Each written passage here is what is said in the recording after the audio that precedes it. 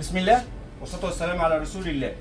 فيديو النهارده بإذن الرحمن بتاريخ 13/6/2025. ده أول فيديو هنصور فيه كذا موديل بعد العيد بإذن الرحمن. احنا النهارده هنصور حاجات 29 و27 بوصة 2K IPS. في عندي موديلات بفريم وفي عندي زي ما انتم شايفين كده موديلات بفريملس. أول حاجة هنبدأ بالNEC دهيا 29 بوصة IPS دي 2560 ريزوليوشن في 1080. تعتبر ايه؟ 2K عشان هي 2560 ولا فول اتش دي؟ لا دي فول اتش دي. طالما بتنتهي عندي ب 1080 يبقى فول اتش دي. امال ليه هي اصلا بادئه ب 2560؟ عشان ان الشاشه وايد فبيعوض لي كثافه البكسلات. زي الشاشات الالترا وايد لما بتكون ريزوليوشن بتبدا بريزوليوشن 4K وتنتهي بريزوليوشن 2K يبقى هي 2K مش 4K. تمام؟ يبقى دي فول اتش دي مش 2K ولكن فيها كثافه بكسل معوضه لي كثافه بكسل عشان الشاشه طويله وايد كده فمخلينها 2560 في 1080. تمام؟ دي 29 بوصه بانل LG IPS sRGB 97%. طبعا فيها كل المداخل، فيها سماعات، فيها DVI ان واوت، فيها فيجا ان واوت، فيها HD وديسبلاي اهي. دي الموديل اسمه NEC 294WMI اهي. ديسبلاي HDMI فيجا 2 ان واوت، DVI 2 ان واوت. فيها برضه موديل BIP تقدر تقسم الشاشه نصين عشان دي وايد، اقدر اشغل هنا حاجه واقدر اشغل هنا حاجه. طيب دي عامله كام؟ دي عامله 2750. هيكون معاها قاعده مثلا HP متحركه او اي قاعده تشيلها متحركه، هي مش جايبه القاعده الاصليه. 2750 بضمان 4 شهور تيست استبدال وسنه على البورده، معاها القاعده. تمام كده؟ دي اول حاجه معانا. طيب تاني حاجه احنا عندنا الجوجل وعندنا HP Z27NG1. في عندي حاجات فرز خفيف، والشاشات دي كانت اللي هي مثلا ب 4250 او 4500 اخر مره. هيبقى بص عندي HP Z27NG1 الG1 مش الG2. في عندي حاجات فرز بدل 4500 هتبقى عامله معاك 4000 جنيه بقاعده متحركه برضو، معاها كابل باور كابل HDMI. بالمناسبه صحيح معلش دي من غير كابلات، دي سعرها من غير كابلات 2750 من غير كابلات. تمام؟ دي 4027 بوصه IPS فريملس 2K دي بقى 2560 في 1440. وكل اللي جاي هنعرضه بقى ريزوليوشن 1440 يعني 2K. دي 4 فرز تاني، الفرز الاول منها هي والجوجل بيبقى عامل 4500 جنيه. تاني HP Z27NG1 والجوجل ال 27 IPS فريملس 2K sRGB 99%. دي شاشات 60 هرتز. دي ما فيهاش بس تايب سي، الجوجل فيها تايب سي. الفرز الاول ب 4500 جنيه والفرز الثاني عندي لغايه 4000. صح كده يا مدير؟ مظبوط. معاها قاعده متحركه وكابل باور وكابل HDMI. الضمان على الفرز الاول على الفرز الثاني الضمان كله عندنا واحد. الضمان 4 شهور تيست استبدال وسنه على البورده. طيب نيجي حاجه ثانيه بفريم HP Z27i نفس الكلام 27 بوصه IPS بفريم 2K فيها كل المداخل. دي معاها القاعده الاصليه. تاني HP Z27i بانل AH IPS 2K دي بالقاعده الاصليه بالكابلات. انا عشان بس اصلا احنا بنصور الساعه 10 والفيديو اتاخر فركبته ما نضفناش اي حاجه. تمام؟ دي عامله 4250 الفرز الاول بالقاعده كلهم القاعده الاصليه مدير، عشان بس موضوع القاعده ده مهم قوي. مش كلهم بالقاعده الاصليه، يبقى بس عشان نكون واضحين مش كلهم بالقاعده الاصليه. لو القاعده الاصليه خلصت يبقى برضو قاعده متحركه 4 مسمار. تمام؟ 4250. نيجي بقى للحاجات اللي هي اعلى شويه، نيجي لللينوفو الداش 20 حاجه زي كده. لينوفو نوطي بس الصوت. لينوفو B27H-20. الثلاث موديلات دول اللي انا موصلهم ادي لينوفو وادي ديل وادي HP. الثلاث موديلات دول هم الثلاث موديلات اللي يعتبر زيرو فريم، ما فيهمش فريم خالص. معظم الموديلات بيبقى فيها فريم من هنا، انما الموديل ده والموديل ده والموديل ده دول كلهم زيرو فريم. 27 بوصه اي بي اس فريمليس 2 كي اس ار جي بي 99%. كلهم فيهم مداخل 2 ديسبلاي ان واوت زي ما انا مشغل كده، ومدخل اتش دي ام اي ومدخل تايب سي. هوريكم قطعه منها اهي. كلهم نفس الكلام كده، كلهم فيهم 2 ديسبلاي. الثلاث موديلات دول 2 ديسبلاي واتش دي ام اي وتايب سي. مفيش حاجه فيهم صوت غير اللينوفو الداش 20 اللي هو الموديل ده. طيب دول كلهم مواصفات واحده، سعر واحد، كلهم. الفرز الاول بالقعده والكابلات عامله 6000 جنيه بضمان 4 شهور تيست استبدال وسنه على البورده. اللي هو ايه بقى؟ انت ما قلتش الدل والاتش بي. دي قلنا اللينوفو البي 27 اتش داش 20، والقعده اللي جايه معاها القعده دي للتاكيد على موضوع القواعد.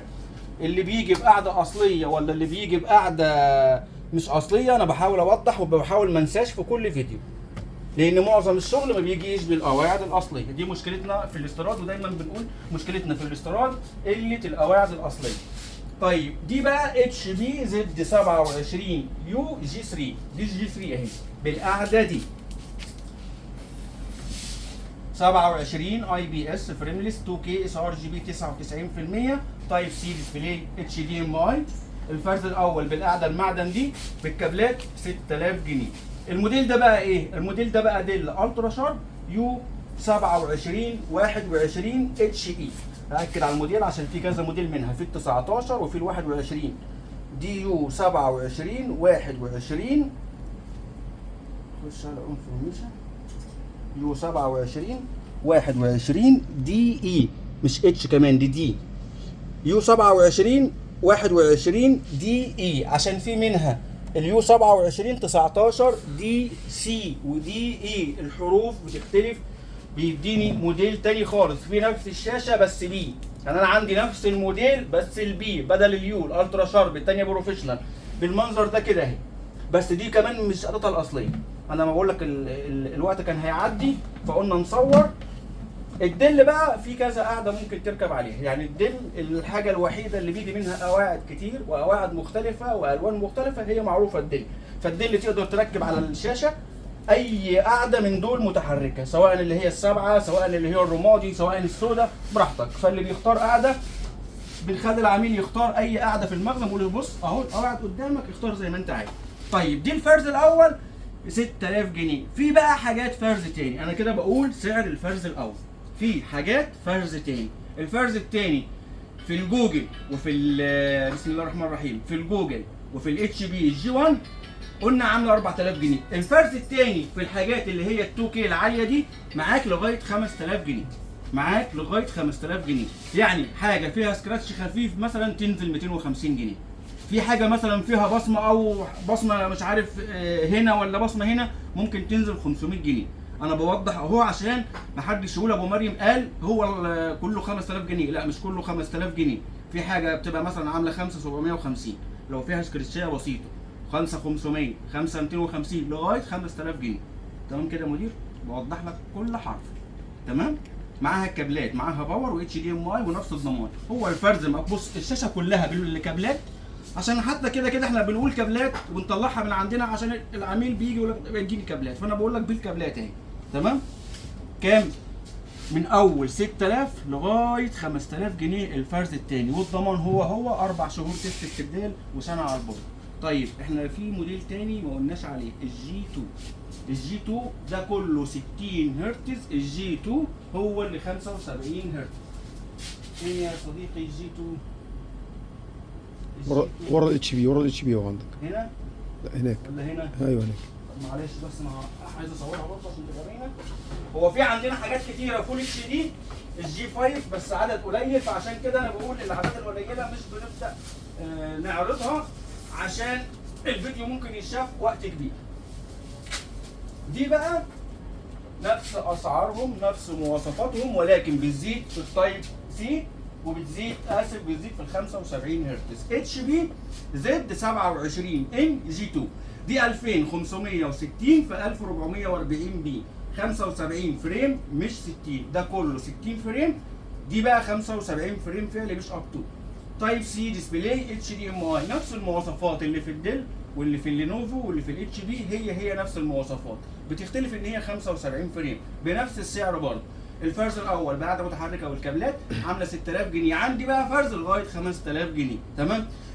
ادي بقول ده زيرو فريم والفريم. بص الاتش بي وبعض الموديلات فيها فريم هنا مثلا بيبقى الثلاث جناب كلهم زيرو فريم، وفي فريم من هنا، وفي عندي لينوفو فيها برضو فريم، وفي كذا موديل. انما دول هم اللي زيرو فريم. اللينوفو البي 27 اتش داش 20 والاتش بي زد 27 يو جي 3 والديل اليو 27 21 دي اي. عندي كمان موديلات ثانيه ديل يو 27 19 دي سي بس فرز تاني. وعندي اكتر من موديل في الديل البي، فئه البي في فول اتش دي وفي 2 كي. عموما الموديلات كتيره جدا. تمام. فعشان ما احيرش الناس معايا في موضوع الموديلات، يعني ابسط حاجه انا بقول اسرع حاجه واسهل حاجه العميل يكلمني مثلا على الارقام الارضيه. سيبك من الوصل وسيبك من الاسرع حاجه الرقم الارضي. رقم المخزن عندي هنا هو اللي بيكون فيه اكتر واغلب الموديلات 022 45 44 147. السلام عليكم، مثلا الموديل الفلاني موجود، لان وارد يكون مثلا حد عايز موديل وفيه قطعه واحده مفيش غيرها فانا مش بعرضها، في قطعتين ثلاثه من موديل معين فانا مش بعرضه. تمام كده. فالموديلات بفضل الرحمن كتيره جدا، فانا مش هعرض كل الموديلات. احنا بنعرض اللي فيه منه كميه كبيره بحيث ان الفيديو بيتشاف وقت كبير، العميل يلاقي مثلا ان شاء الله الموديل اللي هو عايزه موجود. طيب اذا عشان بس الخص في الفيديو، اذا عندك 27 بوصه اي بي اس فريمليس 2 كي. الفرز الاول بكام؟ 6000 جنيه اللي هو الموديلات دي. في عندك فرز تاني لغايه 5000 جنيه. طيب ارخص من كده ايه في الفريمليس؟ 4.5 اتش بي زد 27 ان الجي 1، وعندي الجوجل البي 27 18 اي سي. 4.5 الفرز الاول قاعده وكابلات. الموديلات دي كلها، وفي موديلات تانيه برضو 27 بوصه 2 كي اي بي اس فريمليس ب 6000. موديلات تانيه بس زي ما بقول قطعه او قطعتين من بعض الموديلات. تمام كده عشان ما اطولش عليكم. عرضنا دي بفريم، وعرضنا اهم حاجه ال 29 ب 2750. دول هو عامه كلهم حوالي 9 ولا 10 شاشات اللي موجودين، اللي هو ال 29 بوصه الاي بي اس. اتمنى ما اكونش طولت عليكم، ونشوفكم باذن الرحمن في فيديو جديد. السلام عليكم.